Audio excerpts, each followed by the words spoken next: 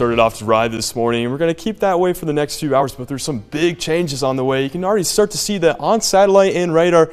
We have some rain showers moving in on the northwest side of the state here, and that's going to slowly start to move in our direction as we go later on in the afternoon. Looking at those current temperatures right now, it's already pretty warm out there. Current temperature in Lansing is 59 degrees, 57 degrees over in Charlotte, and 58 degrees in Marshall. Looking at the next 12 hours, though, temperatures will increase into the low 70s, but it's something we won't really get to enjoy because we have those rain and thunderstorm chances in the forecast. But for now, 6 News at 8 starts now. WLNS is here for you, celebrating 75 years of bringing you the news with 6 News this morning. Good morning, Mid-Michigan, and thanks for waking up with us. It's Saturday, October 18th. I'm Dalen Huff, and we're here for you now with this morning's top stories. Officials say a mid-sized jet crashed in Bath Township, left 2 pilots and a maintenance representative dead. And now a video has been released of the jet's final moments. A viewer who lives at an apartment complex around 2 miles away from the crash recorded this cropped video of the plane going down just after 5 p.m. on Thursday. The person who shot the video says the plane was flying all over the place and losing control in what they thought was a glider because it was, quote, out of control, going back and forth. 6 News was there and spoke to people who witnessed the crash. We noticed a ripple sound through the sky, and that's when I've told my coworkers, you know, is that plane falling or something, because it sounded weird. We all looked up, and that's when we noticed the plane was actually twirling at that moment. According to an airport aviation director, the small jet took off from Battle Creek, where it was undergoing maintenance. Officials are still investigating into what caused the plane to crash, so stay with 6 News as we bring you more updates. Prosecutors are now seeking the dismissal of criminal charges against 2 men, Lonnie Smith and Mason Woods. They were both pepper sprayed by East Lansing police during Michigan State's Welcome Week. Police say on August 24th, the 2 men were, quote, participating in physical violence in multiple attempts to verbally de-escalate the situation. Both men were charged with disturbing the peace and cited for disorderly fighting.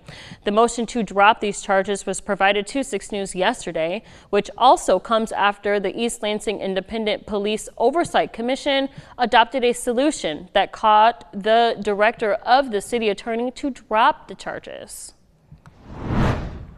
This month is National Bully Prevention Month, and students at JPS Montessori School heard the message loud and clear. Bikers Against Bullies rolled into Jackson with a powerful reminder that standing up for kindness never goes out of style.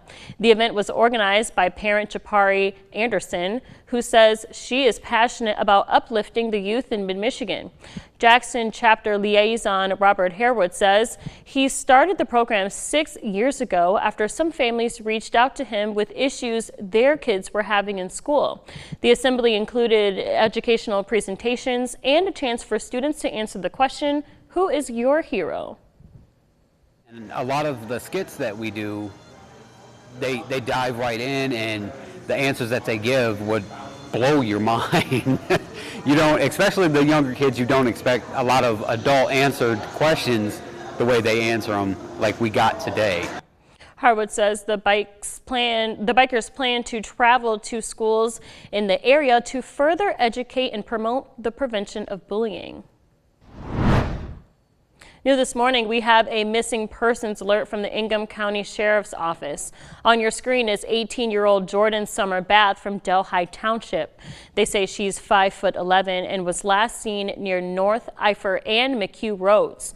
Deputies say Jordan has autism but is communicative. If you've seen her, please call 911. The government shutdown has entered its 18th day. There still seems to be no compromise or end in sight, and the blame game is continuing. The Associated Press says President Trump is showing no interest in interjection in the fight that has stretched through 3 weeks with little movement. Senate Majority Leader John Thune says on Thursday that negotiations are possible once the government opens up. But some Republican senators think members of the Trump administration are happy that the role of Congress is being diminished. President Trump is encouraging both Russia and Ukraine to stop the war where it stands. And as Christian Benavides reports, President Trump thinks that President Putin is ready to make a deal, and President Zelensky offered him a trade during a recent meeting.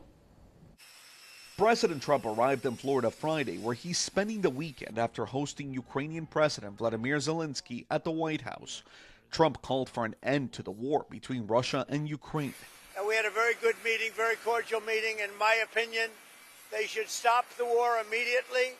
You go by the battle line, wherever it is, and both sides should go home, go to their families, stop the killing, and that should be it.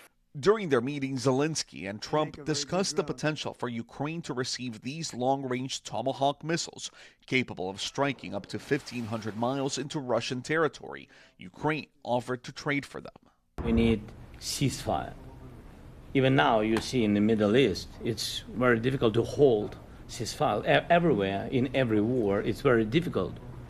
We want peace. Putin doesn't want. That's why we need pressure on him. President Trump said he'll apply that pressure when he holds another meeting with Russia's Vladimir Putin, this time in Budapest. I'm the mediator, President. Hopefully we'll be able to get the war over with without thinking about tomahawks. Also on Friday, President Trump commuted the sentence of former New York Republican Congressman George Santos. Santos served less than 3 months of a 7-year sentence. He'd been found guilty of 2 felony counts stemming from his 2022 campaign: wire fraud and identity theft. Santos will also no longer be required to pay nearly $400,000 in restitution to his victims. Christian Benavides, CBS News. From Storm Tracker 6, this is Weather on the Sixes, sponsored by Auto Owners Insurance. Simple human sense. Well, it's dry right now, and the sun is starting to come up. Looking at that Hillsdale camera, you can see that the pavement is dry right now. So definitely, if you want to go for a walk, now is the time to do it because we have some big changes on the way. Also, something that's pretty nice right now are those temperatures. We are sitting in the low 60s in some locations. You can see that right now you're looking at the board that we have temperatures in the low 60s over in Ludington here, 63 degrees there, 63 degrees as well over in Chicago. But you also notice we have big changes behind us as we have temperatures in the 40s over there in Wisconsin as heading in our direction for tomorrow. But looking at the quad cam here, we have temperatures in the mid 60s across the area, feeling pretty nice for mid-October. Looking at satellite and radar, we are clear right now, but we have rain showers off to the north and west that's going to be moving in our direction for later on today. And if you wanted to look at the precipitation trend, well, it's definitely a lot more active than what we have seen in the past few weeks. We've been seeing a really dry stretch of weather, but we have 100% chance of precipitation both today and tomorrow. And looking at Tuesday and Wednesday, we still have some more chances going into later on this week. If you want to get some raking done, definitely not a good weekend for that. If you wanted to do it on Monday, though, it might be a little bit better, but that ground's still going to be damp. But for the next 4 hours, those temperatures are going to get into the 60s. We had some sunshine out there right now. Like I said, if you want to go for a walk, now is the time to do it because the rest of the weekend's not looking too good. It's looking like a lot of rain, huh? Right. Yep. Well, thanks a lot, Cole. Absolutely. Coming up, people across the country are speaking out against interest rates. The time right now is 8:08. Thanks for watching 6 News this morning.